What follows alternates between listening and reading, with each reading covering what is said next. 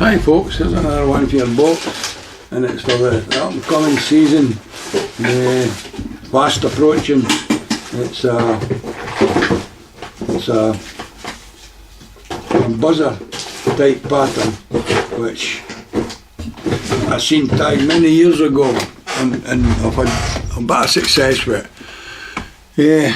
It's not complicated, but there's a couple of things can maybe cause you a bit of problem, but let's run through it and we'll see. Anyway, this is I forget what size of hook this is.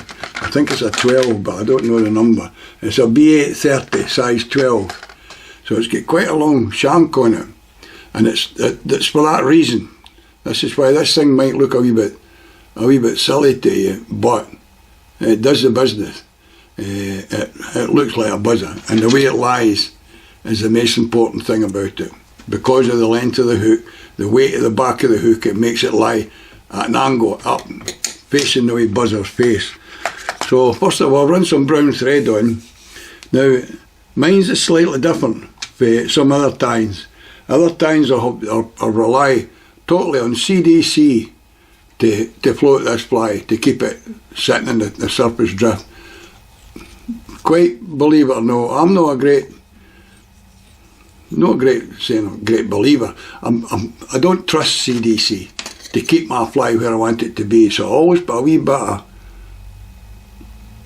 closed cell foam, and that's about, I think that's a 3mm piece of closed cell foam that I've tied into the head. Now that guarantees it to sit where it is. So run the thread down till it comes just at the point of, oh, I'll need to go back up because I've something else to put in. Sorry about that. I need to put a bit of copper wire on. Just medium copper wire.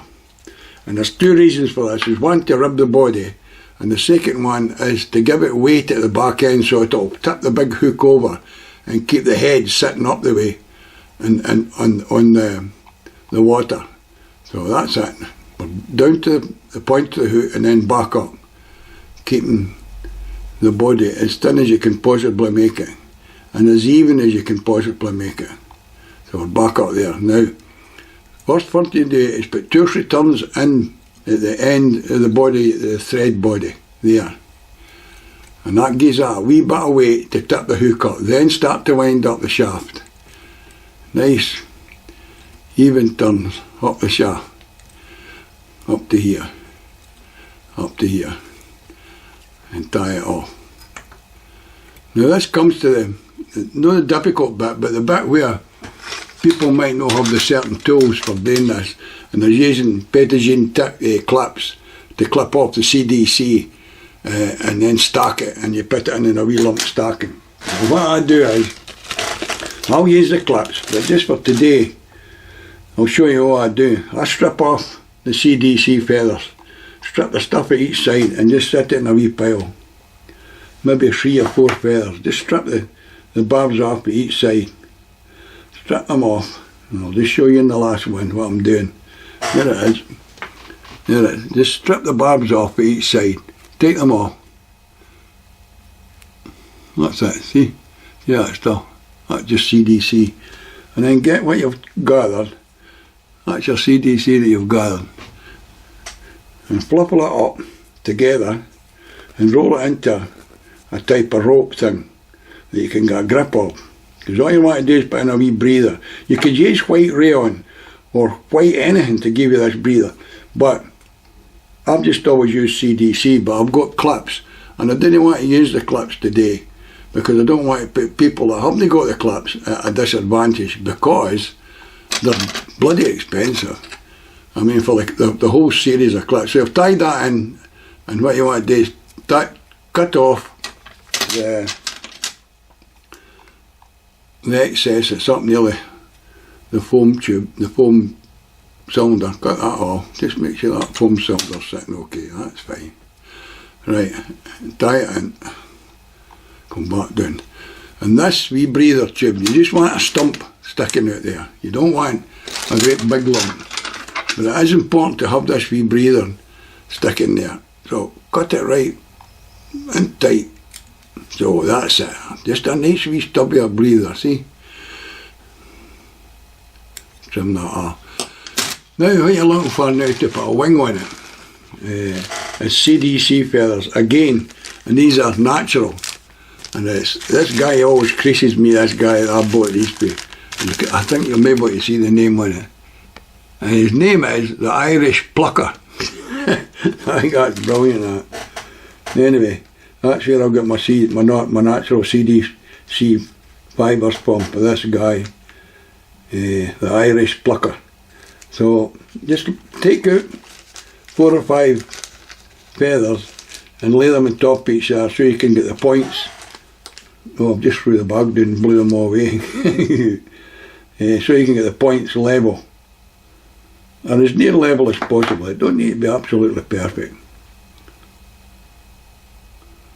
Right, now I've got 3 CD feathers. I've got 3 laid side by side with the points near enough level. Now, turn them round about and open them up and have them just covering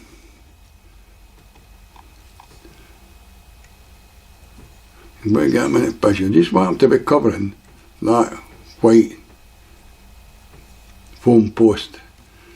So that's that. Tie them in, trim them off, and watch not trim off your wee white breathers, because they're tight in there. Trim them off and tidy it up. We'll sort the wing later. That's fine. It's sitting nice. In fact, I'll do just now. I trim it off. That's as simple as that. Trim it off so it covers. You see how it's covering the white piece of foam. I don't think it makes any difference, but we'll do it anyway. The next thing to use is a wee bit hair's-ear dubbing, or any kind of grey dubbing that you've got. You just want to put a wee kind of thorax cover in there. This is a dark grey dubbing that I've got. And it's hair's-ear dubbing, and a wee box. I'll show you it just now. Wait, and I'll show it. It comes in this box, and it's artificial, obviously. It's hair's-ear dubbing. It's quite handy. It's got a different type of dye colour: grey and brown, yellow, rust, all sorts of colours. I don't use an awful lot of it.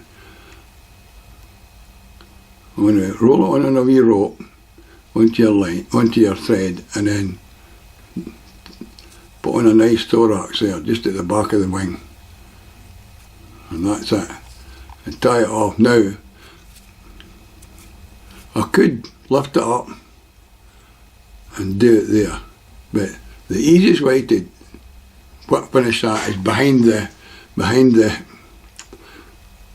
CDC head. It'll not be seen anyway. And it's easier to whip finish rather than trying to get it to whip finish onto the eye. Remember, I'm trying to make these flies easy to tie. And if you're just starting to fly tie and trying to hold back all the material and hold the thread in the right position to whip finish can cause people a lot of bother. So whip finish it there. 2, 3, 4. Trout don't know where you've whip finished it. You're the only person who knows. So whip finish it. And then have a wee look at it and tidy up the wee ends. Wee tiny ends, wee clippy ends. As I said, not that much different. But that's it. And that's a CDC Foam Buzzer. It's a kind of longest shank hook is to give it that length for the buzzer. And the hook and the bit of copper wire we'll put at the bottom will balance the hook out, and I'll have the fly. I'll show you what angle it will lie at when it goes in the water. It will lie at that angle. You see the angle it's lying at. You can see the white post, the CDC against it. You'll be able to see that white post. Anyway, when the fish take it, you'll feel them there. They'll hit it hard or they'll take it very gentle and your line will just move. So that's the CDC Foam Buzzer. And I've got them in browns, blacks, olives, yellows and orange, and 2 of each in the box, and you'll cover a lot of buzzer hatches. A lot of people try to go down smaller than buzzer hatches. Sometimes it's better having it a bit longer, because it sticks out for the rest of the hatch, and the fish sometimes come and take the larger one rather than the medium or small one. So give it a try anyway, because I've had good success with it, and I hope you do too. And again, as I always say, thanks very much for watching.